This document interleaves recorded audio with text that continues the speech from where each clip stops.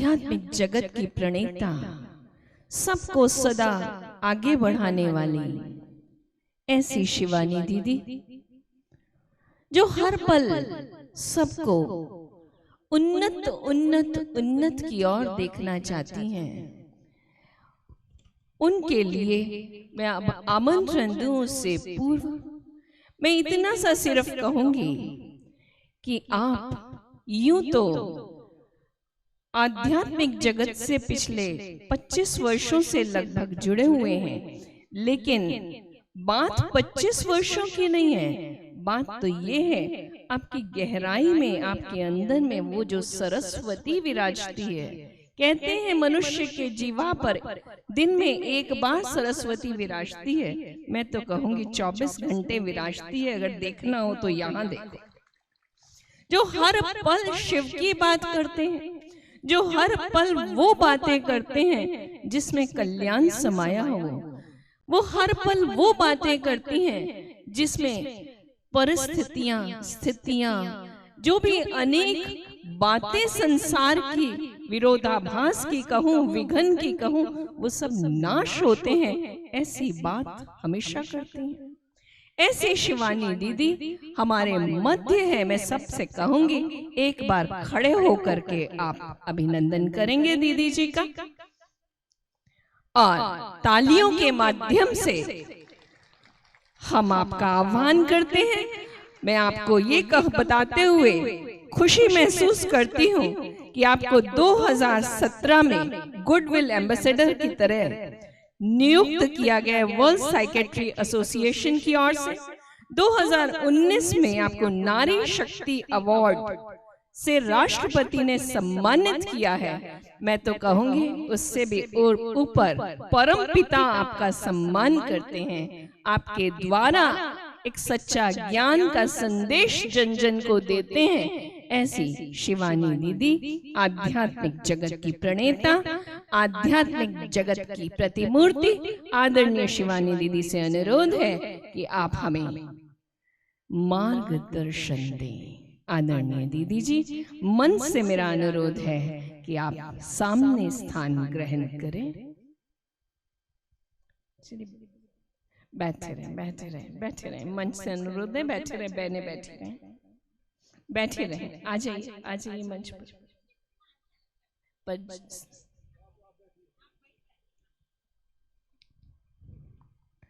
और अब मैं माइक समर्पित कर रही हूँ आदरणीय दीदी जी को।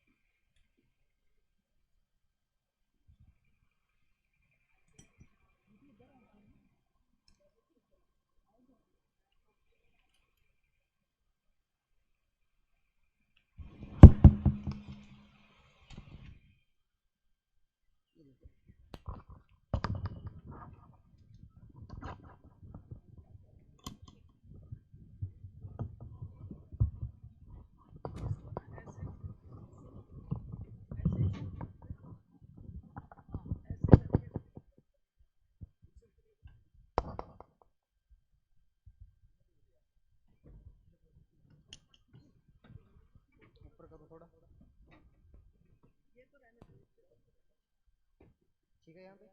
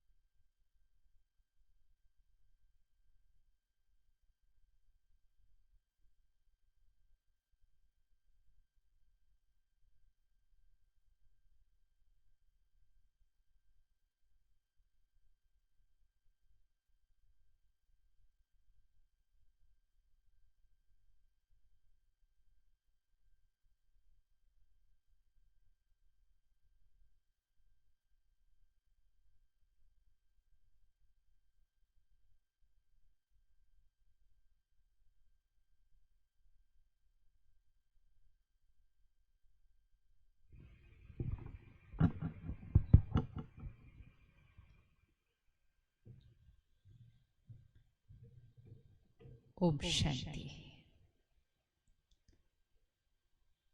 हम सब ने इस शब्द का बार बार उच्चारण सुना, क्योंकि ये सिर्फ एक शब्द नहीं है, ये हमारे जीवन की वास्तविकता है। ओम शांति अर्थात ओम अर्थात अहम आत्मा और शांति अर्थात शांति। तो जब हम कहते हैं ओम शांति, हम अपने आप को और एक दूसरे को ये याद दिला रहे हैं कि मुझ आत्मा का स्वभाव, मुझ आत्मा का संस्कार है ही शांति। तो एक बार उस स्थिति में स्थित होकर कि मैं शांत स्वरूप आत्मा हूँ, सीधा होकर बैठे और ध्यान यहाँ लेकर आए, यहाँ एकाग्र करें, जहाँ हम सब तिलक लगाते हैं, जिसको तीसरा नेत्र कहा जाता है। वहाँ पर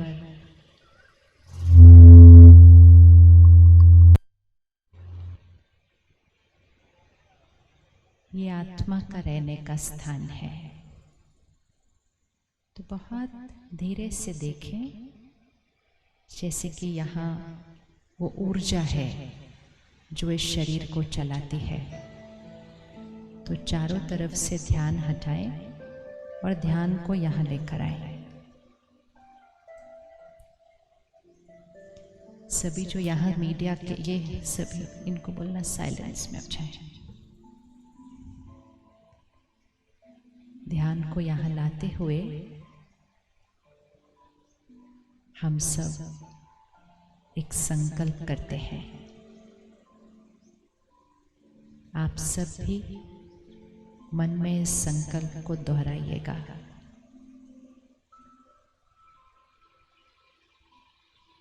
इस शरीर को चलाने वाली शक्ति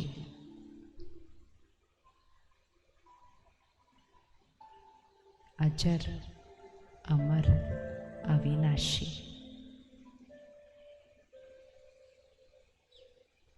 मैं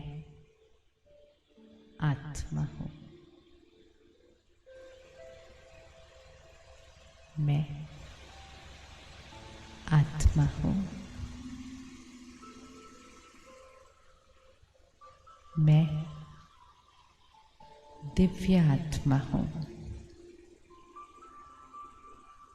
कहिएगा ये अपने आप से, याद दिलाइए अपने आप को, मैं दिव्य आत्मा हूँ, निस्वार्थ,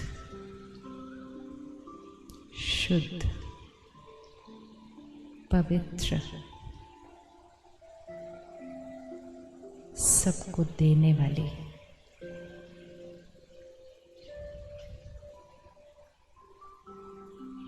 मैं दिव्य आत्मा हूँ।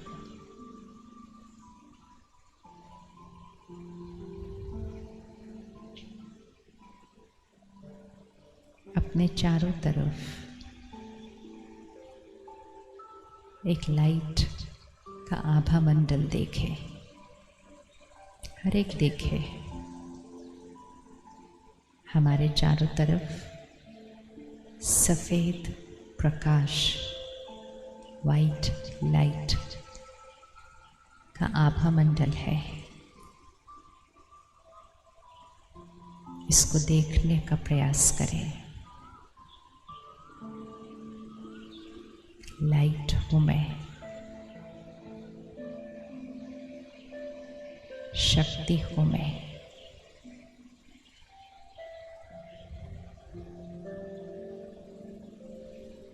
मैं दिव्य आत्मा हूँ।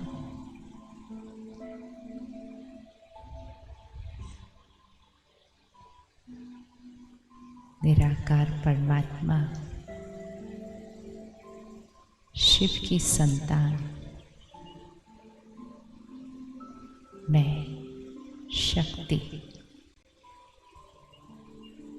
दिव्य आत्मा हूँ मैं।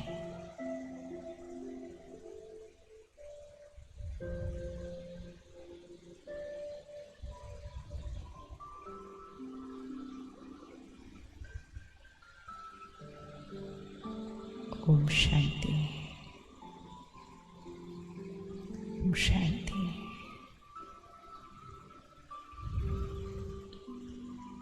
आज सुषमा दीदी ने बहुत प्यार से आपके शहर को एक और वरदान दे दिया कि कहा सिर्फ हमीरपुर नहीं, आज से क्या बना दिया, क्या बना दिया, क्या ब्लेसिंग दे दिया। ये ब्लेसिंग होता है, ये आशीर्वाद होता है। तो दीदी ने कहा सिर्फ हमीरपुर नहीं, अमीरपुर है ये जगह। हाँ, अब जैसे ही हम अमीर शब्द सुनते हैं तो हमें धन संपत्ति, दौलत, साधन, वो सब दिखाई देने लगता है। वो तो हम सबके पास है ही, लेकिन आप अमीर अर्थात आत्मा अमीर, आत्मा अमीर। सिर्फ इसको फील कीजिए कि मैं आत्मा अमीर अर्थात मैं भरपूर। तो भरपूर आत्मा कैसी होगी? और जब मैं आत्मा अपने अंदर किसी भी प्रकार की कमी महसूस करती हूँ तो मैं आत्मा कैसी हो जाती हूँ? दिख रहा है साथ? दिखता है अमीर आत्मा कैसी होती है? वैसे जो अमीर होते हैं दुनिया में, उनका हाथ हमेशा कैसे होता है? ऐसे होता है या ऐसे होता है? कैसे होता है? जो अमीर होता है उसका हाथ कैसे है? आप करके दिखाइए, कैसे हाथ होता है? वो देने वाले होते हैं या मांगने वाले होते हैं? जो अमीर होते हैं वो कौन से वाले होते हैं? देने वाले हैं ना। जिसके पास नहीं होगा तो उसको तो चाहिए होगा, क्योंकि उसके पास नहीं है। तो जिसके पास नहीं होता है उसका हाथ कैसे हो जाता है? मेरे को चाहिए चाहिए। अब इसी तरह आत्मा अमीर, आत्मा भरपूर, तो अर्थात यहाँ से कभी भी चाहिए चाहिए नहीं, सदा सदा कौन सी वाली आत्मा? अभी आपने आंसर करना है। कुछ चाहिए नहीं, सदा कौन सी वाली आत्मा? वैसे आप करके देखिए कौन सा हाथ अच्छा लगता है, ऐसे वाला या ऐसे वाला? कौन सा ज़्यादा अच्छा लगता है? ऐसे वाला अच्छा लगता है या ऐसे वाला अच्छा लगता है? बताओ करके। आप तो दिखा नहीं रहे, कैसे पता चलेगा आपको कौन सा अच्छा लगता है? ऐसे वाला अच्छा लगता है। अब एक सेकेंड के लिए चेक करते हैं, हम सारा दिन में ऐसे ऐसे सब कब करते हैं? जब भी हम किसी भी सिचुएशन में, किसी भी परिस्थिति में हम डिस्टर्ब हो जाते हैं तो हम कहते हैं मुझे शांति। शब्द क्या है? मुझे शांति। बोलिए, आप बताइए, मुझे शांति चाहिए। फिर कोई हमारे अनुसार ठीक से नहीं व्यवहार करता, हम कहते हैं मुझे प्यार चाहिए। फिर कोई हमारा सम्मान नहीं करता तो हम कहते हैं मुझे सम्मान चाहिए।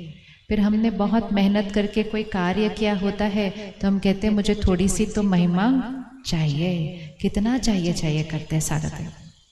और कुछ नहीं तो हम कहते हैं मेरा कहना मानना चाहिए, जैसा मैं चाहता हूँ वैसा ही होना चाहिए। कितने सारे चाहिए। तो जब आपको आज वरदान मिला कि आप अमीरपुर हैं, मतलब अमीरपुर मतलब चाहिए चाहिए चाहिए चाहिए।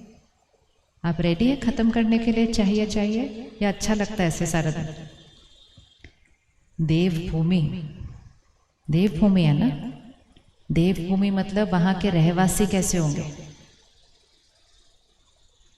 देवभूमि के रहवासी कैसे होंगे? हाँ, जैसे हम किसी भी शहर में जाते हैं तो शहर की कोई विशेषता होती है। कोई कहेगा यहाँ की विशेषता कार्पेट्स है, कोई कहता है यहाँ की विशेषता हैंडीक्राफ्ट है, कोई कहते हैं यहाँ की विशेषता कपड़ा है, कोई कहेंगे यहाँ की विशेषता ऊन है, कहीं की विशेषता पत्थर है, मार्बल है। हर जगह की एक एक विशेषता है। आपके शहर की क्या विशेषता है? क्या विशेषता है? आपके शहर की विशेषता है यहाँ पवित्रता है, और जहाँ पवित्रता होती है वहाँ नम्रता होती है, वहाँ सादगी होती है। इसीलिए उसको देव भूमि कहा जाता है। देव भूमि अर्थात फिर देह भूमि के रहवासी कैसे होंगे? देव भूमि के रहवासी हर एक दिव्य संस्कारों वाले होंगे। होंगे या नहीं होंगे? तभी तो हम देव भूमि कहलाएंगे। और वास्तविकता ये है कि एक ऐसा समय था जहाँ भारत ही देवभूमि था। भारत ही देवभूमि था। इसीलिए आज भी पूरे भारत में देवी देवताओं की इतनी महिमा है, इतना पूजन है, इतना गायन है, क्योंकि वो हमारे पूर्वज हैं। इसीलिए हम कहते हैं ना, ये मेरी कुल देवी है, ये मेरे कुल देवता हैं। अर्थात हमारे पूर्वज कौन? हमारे पूर्वज कौन? आप बताओ, हमारे पूर्वज कौन? देवी देवता। तो ये कब हमारे पूर्वज थे और हम किसकी वंशावली हैं, हम किसके परिवार का हिस्सा हैं? तो जैसे सुबह, दोपहर, शाम, रात होती है। अभी देखो थोड़ी देर में अंधेरा होना शुरू हो जाएगा, फिर उसके बाद घोर रात्रि हो जाएगी। लेकिन फिर घोर रात्रि के कुछ घंटे के बाद क्या होगा? फिर उजाला शुरू होगा, फिर सवेरा होगा। तो ये चक्र चलता रहता है, राइट? समय एक चक्र है। सुबह, दोपहर, शाम, रात, सुबह, दोपहर, शाम, रात, चक्र घूमता रहता है। इसी तरह काल चक्र, समय का चक्र, अर्थात सृष्टि का भी एक चक्र है जो घूमता रहता है। और इस चक्र को हम देखते हैं स्वास्तिक के अंदर। सबने अपने घर में स्वास्तिक बनाया है ना? कोई भी शुभ कार्य करते हैं तो हम स्वास्तिक बनाते हैं। दिवाली के दिन हम लक्ष्मी पूजन करते हैं तो हम स्वास्तिक बनाते हैं। चलो अपने मन में लेके आओ, स्वास्तिक कैसे दिखता है? दिख गया? सबको दिख गया स्वास्तिक कैसे दिखता है? और फिर हम ऐसे स्वास्तिक बनाकर उसमें हम बिंदी लगाते हैं। एक बार बिंदी लगाओ। बिंदी कैसे लगाते हैं? कहाँ पहले लगाते हैं? पहले कहाँ लगाते हैं बिंदी? पहले यहाँ लगाते हैं। फिर कहाँ लगाते हैं? फिर यहाँ लगाते हैं। फिर कहाँ लगाते हैं? यहाँ, और फिर यहाँ। ऐसे नहीं कहीं भी लगा दो, उसकी भी एक विधि है कि बिंदी पहले यहाँ, फिर यहाँ, फिर यहाँ, फिर यहाँ। स्वास्तिक आ गया? सबको याद आ गया कैसे दिखता है? चलो एक बार हाथ ऊपर करो और देखते हैं स्वास्तिक कैसे बनता है। पहला भाग कैसे है? ऐसे, मतलब हाथ कैसे है ना? ऐसे है ना पहला वाला भाग, हाथ ऐसे है। दूसरा भाग हाथ किधर हो जाता है? हाथ ऐसे हो जाता है। तीसरा भाग हाथ ऐसे है, और चौथा भाग हाथ ऐसे है। 1 2 3 4 करो एक बार। 1 2 3 4। जो पहला है वो है सुबह, यह है सृष्टि की सुबह, जिसको सत्युग कहते हैं। तो तब हाथ कैसे? ये हम क्या कर रहे हैं? हाथ ऐसे से क्या कर रहे हैं? क्या कर रहे हैं? ऐसे हम हाथ करते हैं तो क्या कर रहे हैं? हम आशीर्वाद दे रहे हैं, मतलब हम सबको देने वाले हैं।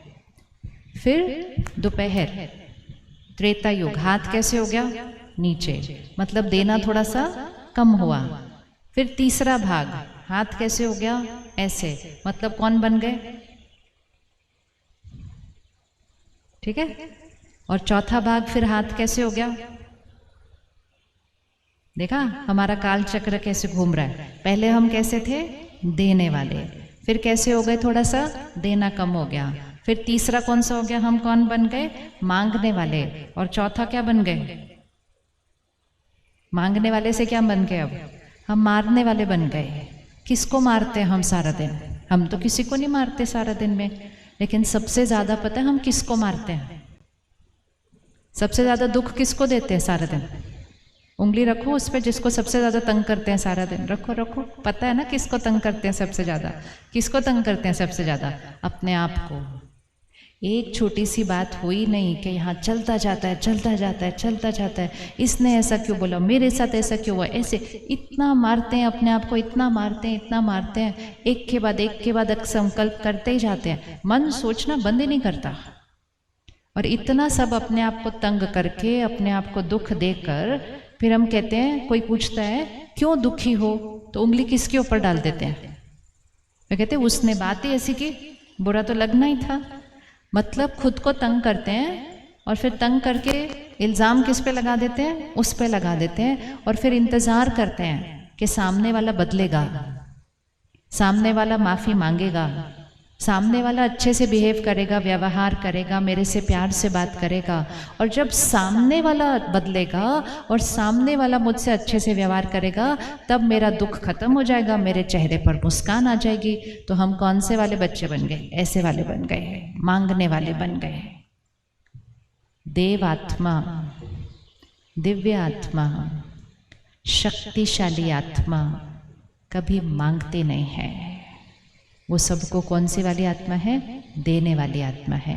आप आज से बदलने के लिए रेडी है, मांगने से देने वाले आत्मा कौन कौन बनने के लिए रेडी है कि आज से मांगना बंद। पक्का पक्का करो, कैमरा में सबकी फोटो आ रही है, ध्यान से। आपके घर वाले भी देखेंगे कि आप हाथ ऊपर उठा के आए हो। हाँ, आज से हम मांगने वाले नहीं हैं। बहुत सिंपल है, और ये हमारे जीवन को, सबसे पहले हमारे जीवन को स्वर्ग बनाएगा। सत्युग पहले यहाँ बनता है, फिर सत्युग घर में बनता है, फिर धीरे धीरे सत्युग सृष्टि पर आता है। क्यों हमें अब यहाँ सत्युग बनाना है? क्योंकि हमने ही घोर कलयुग बना दिया। लगता है आपको सृष्टि पर घोर कलयुग बन गया है? वैसे उस हिसाब से आपका शहर तो काफ़ी सत्युग है, अभी भी बहुत सत्युग है, अभी भी बहुत पवित्रता है। लेकिन अब हमें उसको संपूर्ण पवित्रता पर लेकर जाना है, उस प्योरिटी पर लेकर जाना है, उन संस्कारों पर लेकर जाना है। तो सुबह, दोपहर, शाम, रात। रात के बाद 4 भाग है ना, ऐसे ऐसे ऐसे और ऐसे। ऐसे के बाद कौन सा भाग आएगा? अब ऐसे वाले के बाद कौन सा भाग आने वाला है? अब ऐसे वाला भाग आने वाला है। तो सुबह, दोपहर, शाम, रात। रात के बाद सुबह। सतयुग, त्रेता युग, द्वापर युग, कलयुग। कलयुग के बाद आप बताओ, कलयुग के बाद? अच्छे से बोलो, इधर तक भी आवाज नहीं आ रही। पूरे देश में आवाज भेजनी है हमने कि कलयुग के बाद क्या आएगा? सतयुग आएगा। कैसे आएगा? अच्छा, ये कलयुग किसने बनाया? ये कलयुग किसने बनाया? किस किस को लगता है मैंने योगदान दिया कलयुग बनाने में? हाथ उठाना जरा। हाँ, देखा ना, हम सब ने बड़े प्यार से बनाया इसको, अच्छे से। बहुत मेहनत की है कलयुग बनाने में। रोज कितनी मेहनत करते हैं कलयुग को और कलयुग करने में। तो कलयुग कैसे बनता है? जब हम अहंकार, देहभान, ईगो, काम, क्रोध, लोभ, मोह, अहंकार, ईर्ष्या, द्वेष, नफरत, निंदा, डर, दर्द, जब हम इन संस्कारों से जीवन जीते हैं तो सृष्टि कैसे बन जाती है? क्योंकि संस्कार से संसार बनता है। किससे बनता है संसार?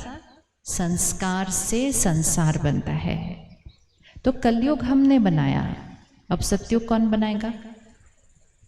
सतयुग कौन बनाएगा? सतयुग हम बनाएंगे। बोलो मैं, इसमें बोलो मैं। सतयुग कौन बनाएगा?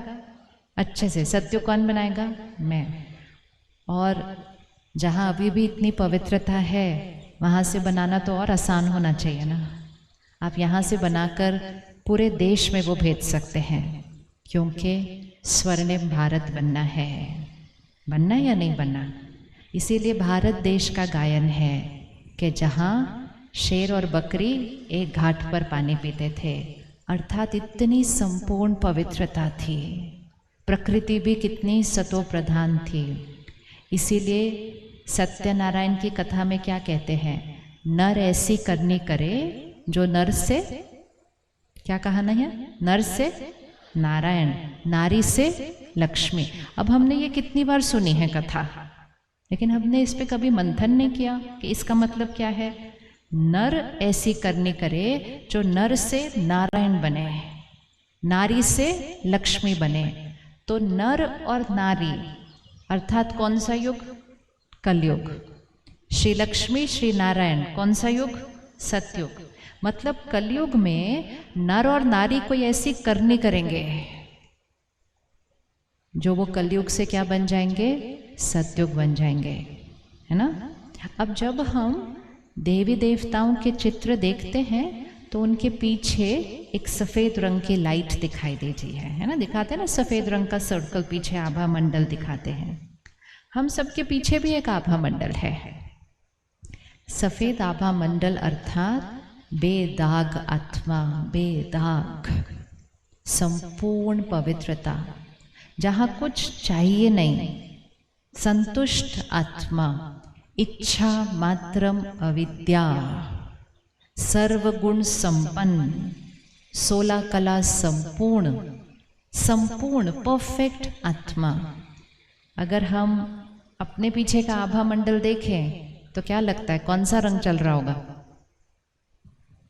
चलो अपने पीछे देखो कौन सा रंग है। एक दूसरे का नहीं देखना, नहीं तो दूसरे का तो जल्दी दिखाई देता है कौन सा रंग है। अपना रंग देखना है कि मेरा रंग क्या होगा आभा मंडल का। आभा मंडल भी रोज बदलता रहता है हमारा थोड़ा सा। जिस दिन हम ज़्यादा परेशान हैं, जिस दिन यहाँ पे कुछ ज़्यादा ही चल रहा है, जिस दिन किसी के एक शब्द से मेरा मन बहुत उदास है, बहुत दुखी है, तो उस दिन मेरा आभा मंडल थोड़ा सा भारी हो जाता है। और जितना भारी हो जाता है उतना वो डार्क रंग की तरफ चला जाता है। और जिस दिन हम बहुत शुद्ध हैं, पवित्र हैं, सबको दे रहे हैं, खुश हैं, उस दिन हमारा आभा मंडल किस तरफ चला जाता है? लाइट कलर की तरफ चला जाता है, क्योंकि हम लाइट होते हैं। तो इसीलिए ये वो समय चल रहा है जहाँ हमें अपनी स्थिति को उस बोझ से, विकारों से, कमजोरियों से शुद्ध पवित्रता तक लेकर जाना है। और उससे हमारा आभा मंडल जो भी रंग का आज है उसको हमें संपूर्ण पवित्रता तक लेकर जाना है। और उसकी सबसे सहज विधि ऐसे करना बंद करके नहीं, ऐसे करना शुरू करना। और क्या करना बंद करना है? ये करना बंद करना है। 1 मिनट आंख बंद कीजिए और आज के सारा दिन को देखिए या पिछले इस हफ्ते को देखिए। जब भी मेरा मन डिस्टर्ब हुआ, मुझे कुछ ना कुछ चाहिए था। अब सिर्फ देखिए क्या बात हुई थी, किसने क्या किया था, क्या कहा था, कौन सी परिस्थिति मेरे अनुसार नहीं थी, किसका व्यवहार मेरे अनुसार नहीं था, उसको सामने लेकर आइए। देखिए अपने मन पर अभी। और उस समय मैंने कैसा महसूस किया, मेरे शब्द कैसे थे, मेरा व्यवहार कैसा था। और उस समय मैं आत्मा इसलिए डिस्टर्ब हो गई क्योंकि मुझे लगा उन्होंने किया ही ऐसा था तो डिस्टर्ब तो होना ही है। ये मेरी सोच थी। लेकिन अब अपने आप को फिर से देखे उस सीन में और बहुत साक्षी होकर, क्योंकि अभी तो वो सीन नहीं चल रहा, तो बिल्कुल साक्षी होकर देखें कि कल अगर ऐसी कोई बात आ जाती है तो क्या मैं उस परिस्थिति में दिव्य आत्मा, शांत, स्थिर, सबको दुआएं देने वाली, जो मेरे साथ गलत कर रहा है उसको भी दुआएं देने वाली, मैं शक्तिशाली दिव्य आत्मा। देखें अपने आप को उस सीन के अंदर। वो गलत व्यवहार कर रहे हैं, मैं शांत, स्थिर,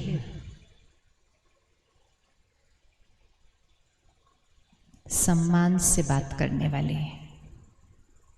वो चिल्ला के बात कर रहे हैं, मैं प्यार से बात करने वाली। वो अपशब्द बोल रहे हैं, मैं दुआएं देने वाली। वो शोर मचा रहे हैं, मैं धीमे स्वर में प्यार से बात करने वाली।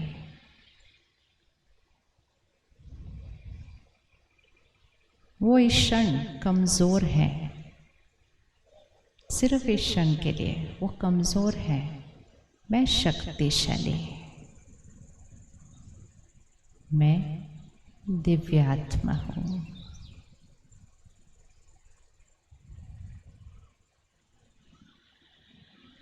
अच्छा, वापस आइए 1 मिनट। आपने देखा अपने आप को? किसको लगता है ये संभव है? किस किस को लगता है ये संभव है?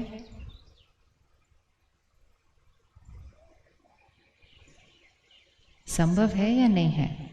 करना है या नहीं वो बाद में देखेंगे, पहले तो ये तो डिसाइड करें संभव है या नहीं है। संभव, संभव है, संभव है। फिर से एक बार देखो, उनको यहाँ रखो और खुद को यहाँ रखो। वो गलत बात कर रहे हैं, हम अच्छे से बात कर रहे हैं। वो परेशान है, चिल्ला रहे हैं, लेकिन वो परेशान है, चिल्ला रहे हैं। हम तो ठीक है, हम तो ठीक है। इट्स लाइक वो बीमार हैं, हम तो ठीक है ना। तो अब हमें इसको रोज़ अभ्यास करना है। एक बहुत बड़ी गलत फहमी हमने यहाँ रखी हुई है।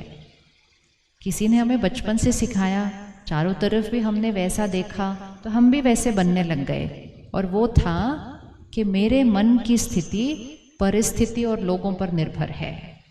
तो हमने कहा उसकी वजह से बुरा लगा, उसकी वजह से गुस्सा आया, उसकी वजह से ये भाषा बोल बोल कर हम अपने आप को क्या करते गए? कमज़ोर करते गए, कमज़ोर करते गए। और हमने कहा जब सब ठीक होंगे तब हम ठीक होंगे। आत्मनिर्भर, मैं आत्मा किस पर निर्भर हूँ? सिर्फ आत्मनिर्भर, शक्तिशाली आत्मा। अगर कोई गुस्सा कर रहा है तो क्या हम शांत रह सकते हैं? यह संभव है या संभव नहीं है? है या नहीं है? बताइए आप, है या नहीं है? है। लेकिन उस समय हम क्यों नहीं रहते हैं? हम कहते हैं उसने गुस्सा किया तो मुझे भी तो आना ही था। आना नहीं था, चॉइस है मेरी। अब मुझे अपने आप से पूछना है कि जब वो गलत कर रहे हैं तो मुझे सही क्यों रहना चाहिए? आपको लगता है कोई गलत कर रहा हो तो हमें सही रास्ते रहना चाहिए? रहना चाहिए या नहीं रहना चाहिए? क्यों रहना चाहिए? इसलिए रहना चाहिए क्योंकि सही रास्ते रहने से मेरे संस्कार कैसे रहेंगे, मेरे मन की स्थिति कैसी रहेगी, मेरे शरीर का स्वास्थ्य कैसा रहेगा, मेरे घर का वातावरण कैसा रहेगा। आज जब भी परिस्थिति, अच्छा आपको मौसम डिस्टर्ब होता हुआ दिखाई दे रहा है, चलो एक संकल्प करते हैं, जरा सीधा होकर बैठे, यहाँ संकल्प करें, प्रकृति को संकल्प दें,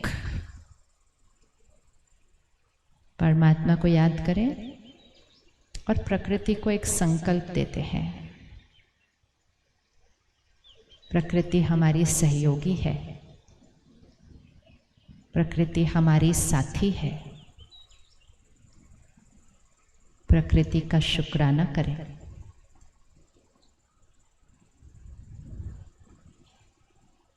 बोलो आपका बहुत बहुत शुक्रिया, आप सदा हमें सहयोग देते हो, साथी हो। शुक्रिया, शुक्रिया। बिल्कुल स्थिर, बिल्कुल स्थिर। ये जीवन जीने की कला है। जब भी कोई बात आए, जब भी कोई परिस्थिति आए, परिस्थिति हमारी मन की स्थिति पर हावी नहीं होनी चाहिए। परिस्थितियां तो आती ही रहेंगी, चाहे शरीर का स्वास्थ्य आए, चाहे लोगों का व्यवहार आए, चाहे प्रकृति आए, परिस्थितियां तो आती रहेंगी। लेकिन जब भी परिस्थिति आए, परिस्थिति की वजह से मेरे मन की स्थिति अगर डिस्टर्ब हुई तो मैं आत्मा गुलाम हूँ। हम गुलाम हैं या मालिक हैं? क्या लगता है, गुलाम है या मालिक है? प्रकृति का तो शुक्रिया करो, कितनी गर्मी हो रही थी, कितना अच्छा मौसम बना दिया, फ्री में एसी दिया प्रकृति ने हमें, कितना शुक्रिया करना चाहिए उसको। हमें लग रहा है वो पता नहीं क्या होने वाला है। वो बोल रही है कुछ नहीं, आपको ठंडक दे रही हूँ। कितनी गर्मी में बैठे थे आप सब, दे रही है या नहीं ठंडक दे रही है? फिर ठंडक दे दी, मौसम कितना अच्छा हो गया, लाइट कितनी अच्छी चेंज हो गई, कितना शुक्रिया। परिस्थिति कभी भी हमारे कंट्रोल में नहीं होती है, लेकिन एक ही चीज़ होती है जो सदा हमारे बस में होती है, हमारे कंट्रोल में होती है। वो कौन सी चीज़ है? कौन सी चीज़ है? ये मन की स्थिति। तो आज इस सीन से एक पहला लेसन लेना है। जब भी कोई परिस्थिति आए तो सबसे पहले परिस्थिति को दुआ दीजिए। जैसे ही परिस्थिति आती है तो हम पता है क्या करते हैं? हम कहते हैं क्यों हुआ, क्या हुआ, कैसे हुआ, अब क्या होगा, अब कैसे होगा, अब क्या करेंगे। इतने प्रश्न करते रहते हैं, इतना व्यर्थ सोचते हैं। परिस्थिति तो आकर चली जाती है, लेकिन मन की शक्ति कितनी घट जाती है। फिर थोड़ी देर के बाद एक और परिस्थिति आती है, हम फिर से वैसे ही करते हैं, क्या हुआ, क्यों हुआ, कैसे हुआ। फिर परिस्थिति चली जाती है, आत्मा की शक्ति घट जाती है। और ऐसे करते करते ये आत्मा बैटरी की शक्ति क्या होती जा रही है? कम होती जा रही है। और इसलिए सृष्टि कलयुग बन रही है। तो परमात्मा एक बहुत सुंदर विधि सिखाते हैं। जब भी कोई बात आती है, जब भी कोई बात आती है, छोटी सी बात या बहुत बड़ी बात, सबसे पहला संकल्प, और ये आज से आपने पक्का करना है, सबसे पहला संकल्प, इसमें मेरे लिए कल्याण है। बोलिए। ये ताली बाद में बजाएंगे, पहले लाइन बोलते हैं।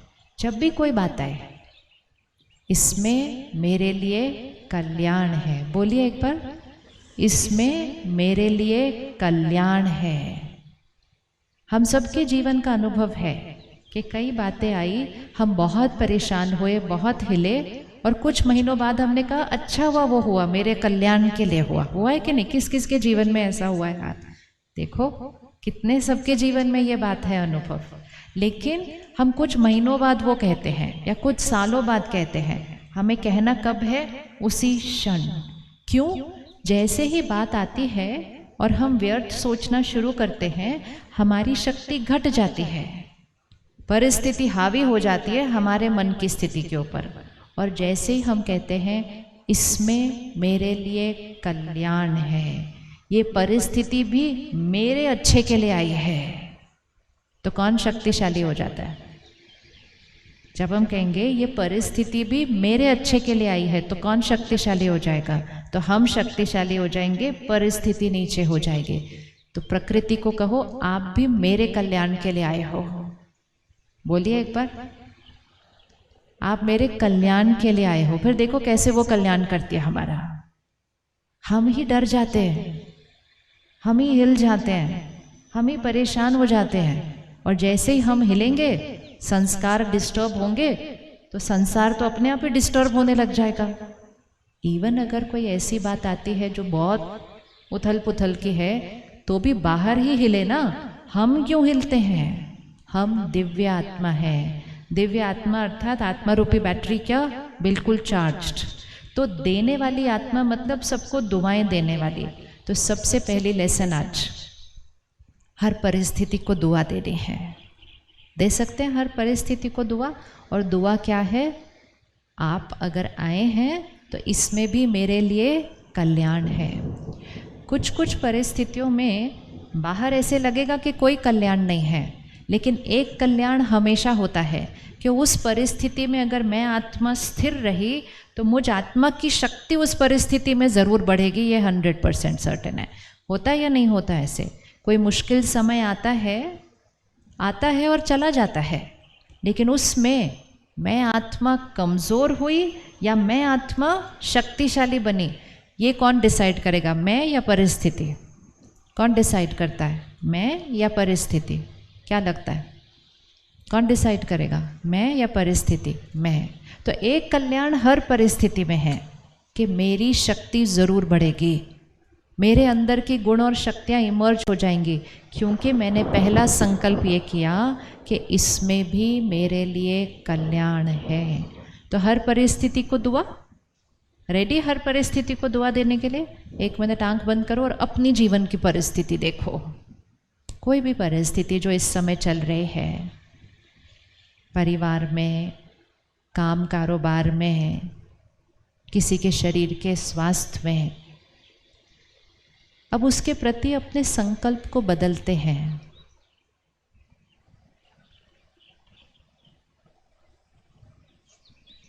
और जो आप चाहते हैं देखना कि सब ठीक है, सब परफेक्ट है, सब स्वस्थ हैं, निरोगी हैं, धन भरपूर है, रिश्ते मजबूत हैं, परिवार एकजुट है, जो आप देखना चाहते हैं उस परिस्थिति में, उस परिस्थिति को वो दुआ दीजिए। जो परिस्थिति दिखाई दे रही है उसका चिंतन नहीं करना है, जो परिस्थिति बनाना चाहते हैं उसका संकल्प करना है, वो दुआ देना है।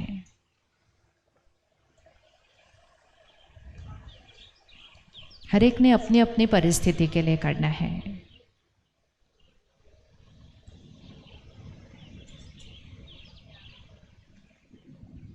जो आप देखना चाहते हैं वो दुआ देनी है।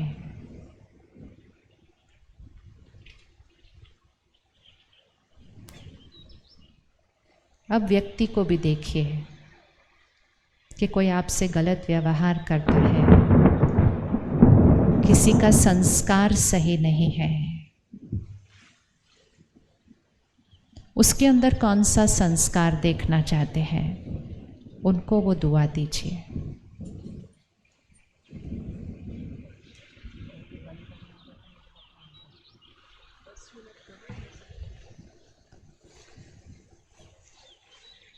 तो राजयोग वो विधि है जिससे मैं आत्मा परमात्मा की शक्तियों को अपने अंदर भर के हर परिस्थिति और हर आत्मा को सदा ही दुआएं देने वाले,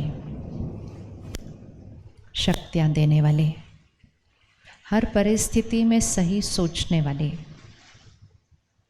और सदा भरपूर ज्ञान और परमात्मा की शक्तियों से मैं आत्मा भरपूर। जब मैं भरपूर तो हर परिस्थिति में हम देने वाले बन जाते हैं। जब हम खाली होते हैं तो हर परिस्थिति में हम चाहिए वाले बनते हैं। तो एक अपनी परिस्थिति के लिए आज एक दुआ फिक्स कीजिए। हर एक को मिला? हाथ उठाओ जिसको अपनी परिस्थिति के लिए दुआ मिली कि कौन सी करनी है। बहुत बढ़िया। अब हम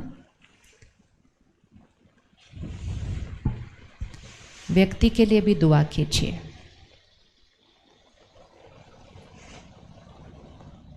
अब हम धीरे से उठेंगे चलने के लिए, लेकिन परसों शाम 6 बजे से जो नया भवन सेंटर का बना है वहाँ से 5 दिन के लिए हम शाम को 6 बजे 1 घंटे के लिए आएंगे, ये विधि को गहराई से सीखने के लिए, जिसको कहते हैं राजयोग।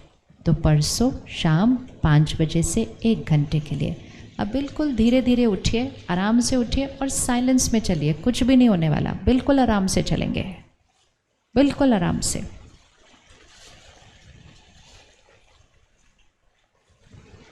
एक दूसरे को सहयोग देते हुए आगे बढ़ाओ।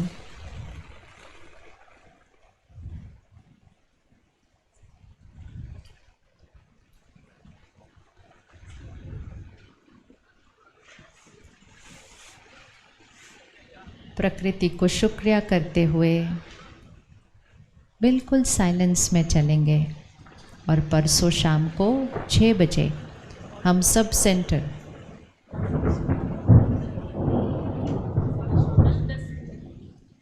कल सुबह 10 बजे शिव ज्योति भवन का उद्घाटन है और दीदी ने आप सबको बहुत प्यार से निमंत्रण दिया है। तो कल सुबह 10 बजे हम सब सेंटर पर आएंगे और परसों शाम को 6 बजे से हम 5 दिन के लिए 1 घंटे राजयोग की विधि सीखने का प्रोग्राम स्टार्ट करेंगे कि परमात्मा जो सर्वशक्तिवान है उसके साथ कैसे हम कनेक्शन जोड़कर उसकी सर्व शक्तियों को अपने अंदर भरें, वो सत्युगी संस्कार हम अपने अंदर बनाएं जिससे हम सिर्फ अपने घर को स्वर्ग नहीं, सृष्टि को स्वर्ग बनाएंगे। चलें, सभी चलते जाएं, चलते जाएंगे जल्दी से।